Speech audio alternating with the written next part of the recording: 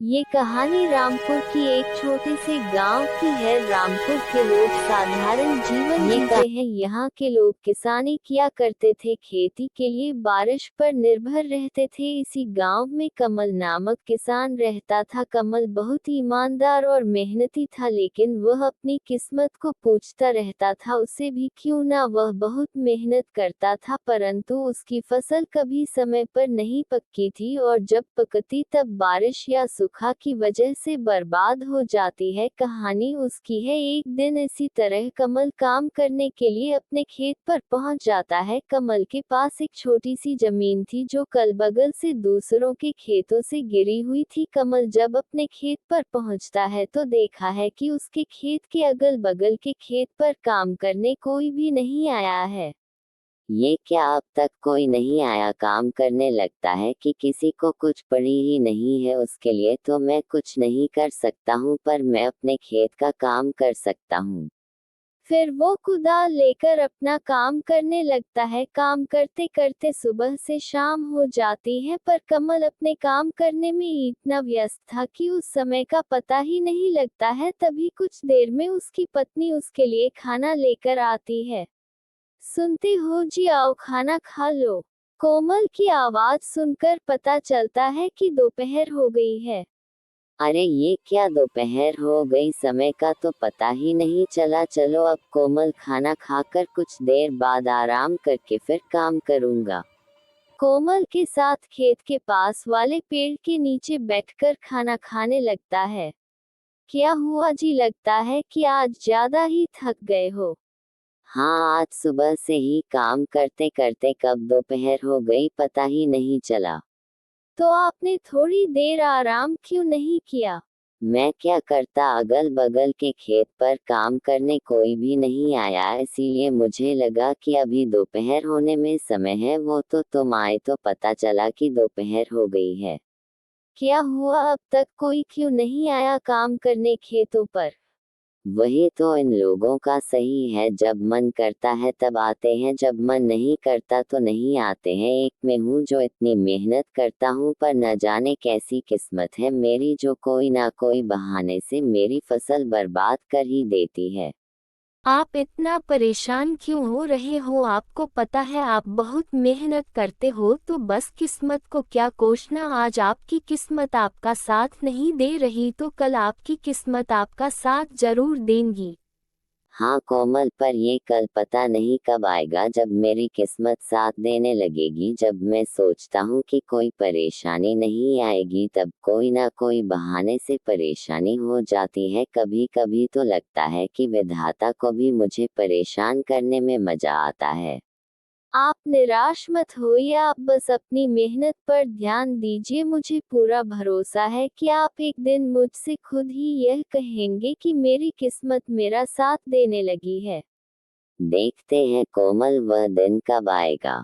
कमल को खाना खिला के कोमल वहां से चली जाती है, और कमल फिर से अपने खेतों पर काम करने लगता है। कमल अपने खेतों में काम कर ही रहा था, तभी बगल वाले खेत का मालिक अमन आता है। कमल को काम करते देखा अमन उसे आवाज लगाता है।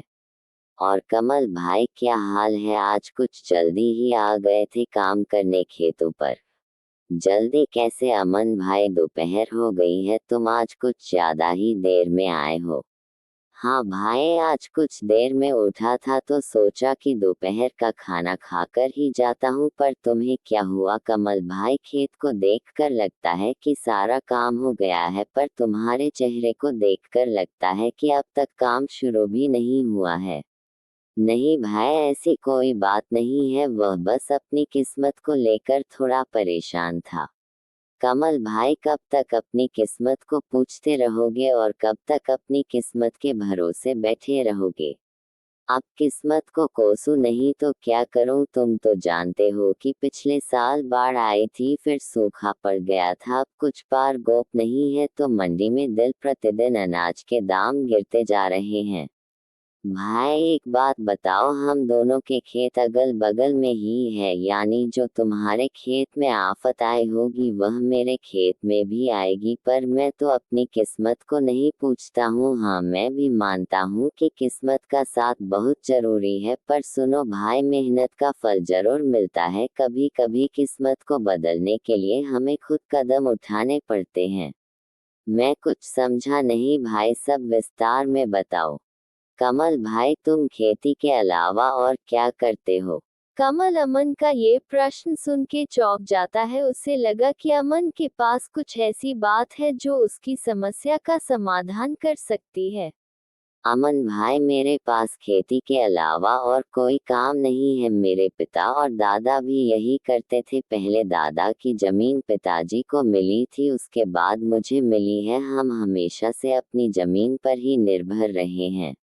देखो भाई, वो पहले का समय था जब खेती और किसानी से अपने घर वालों का पालन पोषण कर सकते थे, पर अब उसके अलावा भी कुछ करना होगा। अमाना भाई, खेती के अलावा क्या करम? भाई मैं तुम्हें बताऊंगा नहीं, मैं तुम्हें दिखाऊंगा। पहले तुम अपना सारा काम निपटा लो, मैं अब मेरे खेत का काम कर लेता हूँ, फिर मैं तुम्हें अपने साथ अपने घर ले जाऊंगा। ठीक है भाई, मैं अपने खेत का काम निपटा लेता हूँ। कमल ने सुबह जल्दी आकर काम शुरू किया था, तो उसका काम जल्दी खत्म हो गया। कमल अपने खेत का काम करके अमन के खेत पर जाकर खड़ा हो जाता है। अमन को काम करता देख मन ही मन सोचता है, अमन भाई की मदद कर देता हूँ ताकि उनके साथ उनके घर जाकर पता कर सकूं कि वह क्या दिखाना चाहते हैं। अमन भाई रुको, मैं आपकी मदद कर देता हूँ ताकि आपका काम भी जल्दी हो जाए। हाँ ठीक है भाई। फिर क्या था, कमल भी अमन के खेत में मदद करने लगता है। कमल के मदद करने से अमन के खेत का काम भी जल्दी हो जाता है। धन्यवाद कमल भाई, आपकी वजह से मेरा खेत का काम भी जल्दी हो गया। धन्यवाद किस बात का भाई, आप भी तो मेरी मदद करने वाले हो। मेरा भी तो फर्ज बनता है आपकी मदद करने का। हाँ भाई, चलो मेरे घर चलते हैं। फिर दोनों जने वहां से अमन के घर की ओर चले जाते हैं। चलते चलते दोनों जन अमन के घर के बाहर पहुंच जाते हैं, पर घर में जाने से पहले अमन कमल को बाहर रोक लेता है। कमल भाई, आप बहुत परेशान थे, इसलिए मैं अपने साथ अपना ये राज बताने लाया हूँ। पर मैं जो तरीका तुम्हें बताऊंगा और जो तुम चीज देखोगे वह किसी और को नहीं बताओगे। अमन की यह बातें सुनकर कमल थोड़ा चौंक जाता है और सोचने लगता है, मुझे कुछ गड़बड़ लग रहा है, वरना अमन भाई ऐसी बात नहीं करते। पता नहीं वह घर पर क्या दिखाने वाले हैं। अरे कमल भाई, कहाँ खो गए? डरो मत, मैं तुम्हें जो दिखाने वाला हूँ उससे तुम्हारी मेहनत कभी खराब नहीं होगी, चाहे सूखा पड़े या बाढ़ ही क्यों ना आ जाए। कमल थोड़ा परेशान हो जाता है, फिर भी वह अमन के घर पर जाता है। कमल अमन की बातों से थोड़ा परेशान तो था, लेकिन अमन के घर का सामान देख वह और भी परेशान हो जाता है। बाप रे बाप अमन भाई, इतना सारा सामान! अमन भाई, तुम्हारा घर बाहर से किसी किसान का लग रहा था, पर इसके अंदर का माहौल किसी व्यापारी का है। भाई अभी तो कुछ नहीं है, जो मैं अब तुम्हें दिखाने वाला हूँ उसे देखकर तो तुम हैरान हो जाओगे। अमन की बातें सुनकर कमल की बेचैनी और बढ़ जाती है। अमन भाई, तुम जो दिखाने लाए हो वह दिखा दो, क्योंकि मैं तुम्हारी बातें सुन सुन के बेचैन होने लगा हूँ। ठीक है भाई, मैं अभी वह सामान लेकर आता हूँ। अमन वहां से दूसरे कमरे में चला जाता है और कमल वही रुक के उसका इंतजार करने लगता है। थोड़ी देर में अमन अपने साथ एक बोरी लेकर आता है। ये क्या लाए हो बाया साथा? भाई इसी में तो है वह चीज जो तुम्हारी हर समस्या को दूर कर देगी। भाई क्या है इस बोरी में? अमन बोरी को खोल के दिखा देता है। भाई ये क्या, ये तो चावल है। कमल भाई, ये कोई मामूली चावल नहीं है, ये मैंने विदेश से मंगाए हैं। भाई मैं समझा नहीं, तुमने विदेश से क्यों मंगाए हैं, और यह विदेशी चावल मेरी कैसे मदद कर सकते हैं? भाई जैसे मैंने कहा था कि यह मामूली चावल नहीं है भाई, ये जो तुम मेरे घर पर जो ये सामान देख रहे हो ये सब इसी की बदौलत से आया है। मैं कुछ नहीं समझा भाई, ये क्या जादुई चावल है। हाँ भाई, कुछ वैसा ही सोचो जैसे कि हर बार हमारी फसल किसी न किसी कारण से बर्बाद हो जाती है तो मैं क्या करता हूँ, बच्ची खुच्ची फसल में ई से मिला के भेज देता हूँ, इससे मेरा बहुत मुनाफा हो जाता है। कमल को उन चावल के दानों में कुछ गड़बड़ लगती है। अमन भाई, ये चावल के दाने कुछ हमारे चावल के दानों से अलग हैं। हाँ भाई, ये चावल के दाने उगाए नहीं जाते बल्कि बनाए जाते हैं। यानी अमाना बाइकी विधि कवाला नकली हाय। हाँ, कुछ ऐसा ही समझो। अगर हम इन चावलों को दूसरे चावलों में मिला दें तो पता नहीं चलता है कि यह नकली चावल है, इन्हें बेच के बहुत मुनाफा होता है। भाई पर ये तो गलत है, अगर कोई नकली चावल खाएगा तो वह बीमार पड़ सकता है। हाँ, उससे हमें क्या, हमें तो उसे बेच के मुनाफा मिलेगा, हम उसमें खुश हैं। हम दूसरों की क्यों सोच के हमारी फसल खराब हो जाती है और हमारे घर परिवार वाले भूखे मरते हैं तो कोई पूछने आता है तो हम क्यों दूसरों का सोच के अपना नुकसान कराए। नहीं भाई, मैं अपने फायदे के लिए दूसरों की जान से नहीं खेल सकता हूँ, भले ही मैं चाहे कितनी भी तकलीफ में क्यों ना रहूं, मैं किसी और की जान से खिलवाड़ नहीं कर सकता हूँ। कमल भाई, एक बार फिर सोच लो, यह चावल तुम्हें बहुत अमीर बन सकते हैं और तुम्हें उनके होते तुम्हें अपनी फसल की ज्यादा चिंता भी नहीं करनी होगी, जितना भी हुआ बाकी का ये संभाल लेंगे। नहीं भाई, ये काम मुझे से नहीं हो सकता है, चाहे कितना भी फायदा क्यों ना हो। ठीक है भाई, जैसा तुम्हें ठीक लगे। हाँ भाई, तो फिर मैं चलता हूँ। कमल अमन के घर से निकल जाता है, वह फिर से परेशान होकर अपने घर की तरफ निकल जाता है। चलते चलते कमल परेशान हालत में एक बड़े से पेड़ के नीचे आकर बैठ जाता है। अब क्या करूं मैं, अब अपने नसीब को कोसूं या नहीं। कुछ देर पहले लग रहा था कि मुझे कोई नहीं रहा मिल जाएगी जो मेरी किस्मत को बदल देगी, पर आखिर कब तक इस किस्मत को मैं कोस के काम होगा मेरा। कमल परेशान होकर पेड़ के नीचे अपने आप से बातें कर रहा होता है, तभी वहां से एक साधु बाबा गुजर रहे होते हैं। कमल को इतना परेशान देखकर बाबा उसके पास चले जाते हैं। क्या हुआ बेटा, इतने परेशान क्यों हो, कोई तकलीफ है क्या? नहीं बाबा, कोई परेशानी नहीं है। देखो बेटा, मुझे से छुपा कर क्या करोगे, तुम्हारी शक्ल बता रही है कि तुम बहुत परेशान हो। कोई तकलीफ है तो मुझे बताओ, शायद मैं तुम्हारी कोई मदद कर सकूं। बाबा की यह बात सुनकर कमल सोचने लगता है। इतना तो परेशान हूँ, अब कोई रास्ता भी नजर नहीं आ रहा है। एक बार बाबा से बात करके देखता हूँ, शायद वह कोई उपाय बता दे। क्या सोच रहे हो बेटा, बोलो क्या परेशानी है? एक परेशानी तो है बाबा, मैं मेरी किस्मत से परेशान हूँ, मुझे लगता है वह मेरा साथ कभी नहीं देती है। क्या हुआ बेटा, आपको ऐसा क्यों लगता है?